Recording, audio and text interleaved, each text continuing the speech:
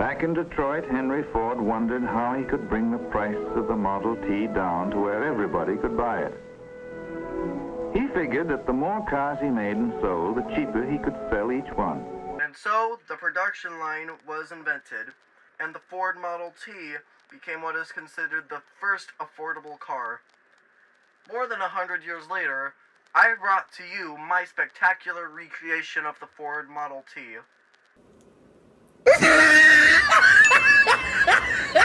Okay, but seriously, if you get past the color palette, it's a truly amazing model. In fact, I have a model of it on stud.io.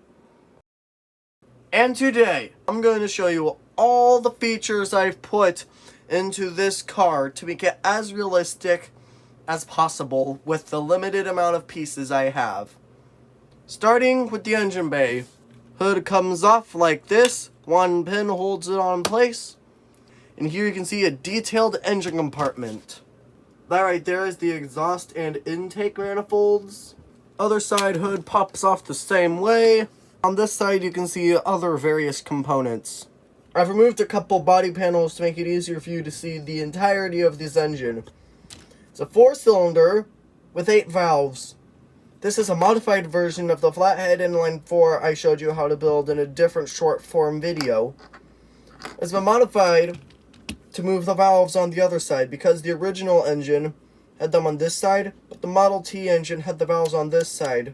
So with some modification of the valves, it's been made to work in this setup. But the best part, this engine actually works. Here you can see the pistons and the valves moving at the same time. Realistic gearing so that the camshaft moves only half as fast as the camshaft. Driven by the rear wheels via what would be a 2-speed transmission. Which will be the next thing I show you. This genius transmission. Unfortunately, it is only a single-speed transmission, but the transmission can be engaged and disengaged from the inside via a pedal. So transmission can also be engaged or disengaged via pulling or pushing on this taillight right here. Just like the real car, because in the real car, different pedals are actually the different speeds of the transmission. You have 2 forward pedals and 1 clutch pedal, and your throttle's on the steering column. I know it's weird, but it's probably the easiest car to drive at the time, believe it or not. This wheel right here, which I've sanded to be smooth, is the single brake for the entire car, because these cars only came with a single brake right next to the transmission, which can be operated via a lever inside the car.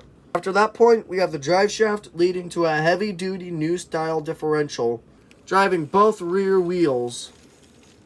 The suspension is a very primitive solid axle front and rear with a single leaf spring for each axle. Here you can see the single leaf spring held in place by the 2 1x5 bars. Up front, the suspension is also the same way. I wouldn't suggest being too rough on the front spring because these knuckles like to come undone from the axle. Steering can be controlled with the hood ornament on top of the car.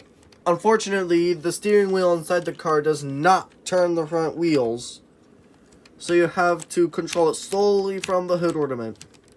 Moving on to the inside, the doors actually have locks. The lock is this red piece right here.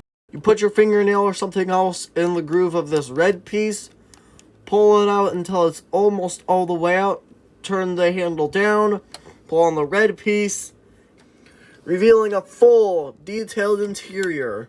Here you can see our non-functional steering wheel.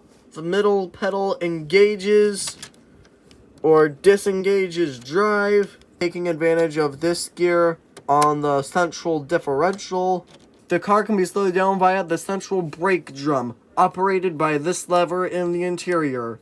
Here you can see it in action. You can see this little bar moved by the lever. This bar contacts the tire, causing friction and thus not allowing the car to move. See, look.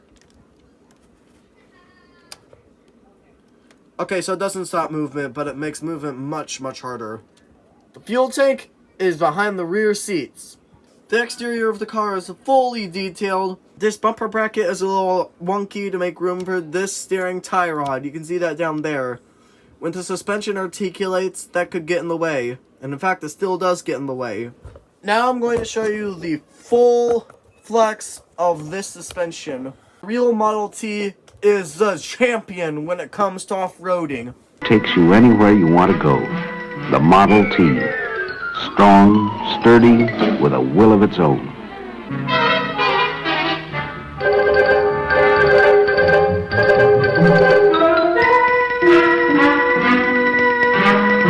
Because this car came from the factory with loads of suspension flex. Here we have my helmet, and we're going to drive the car up the helmet to show you how much flex this suspension setup can truly get. 2,000 years later. Look at that flex! Getting into modified Jeep territory with this flex angle. Look at that! Remove these fenders and you can get even more flex out of it. Now get out of here, Goose.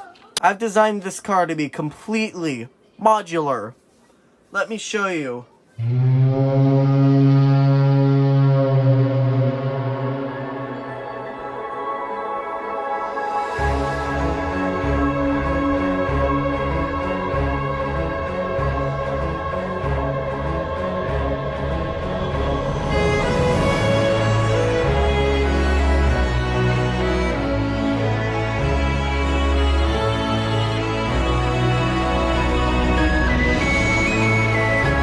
7 minutes later, the car is fully and completely disassembled. It's that easy.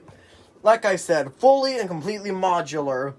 In the next video, I'm going to show you guys how you can build this thing, step by step. Every single module will have a chapter of its own to make building easier, and so you can skip to each and every individual step.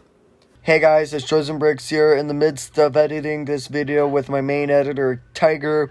And I'm just now realizing I've forgotten to mention a very important detail. In my video after this next video, I'm going to be showing you how you can turn this car into a hot rod. Although I figured it'd be best to show you how to build the car first, so that you'd actually have the car to turn into a hot rod. Anyway, back to the video. But anyway, that's it for today's video, guys. So please, like and subscribe so that you don't miss the next video so you can build this thing yourself. Bye!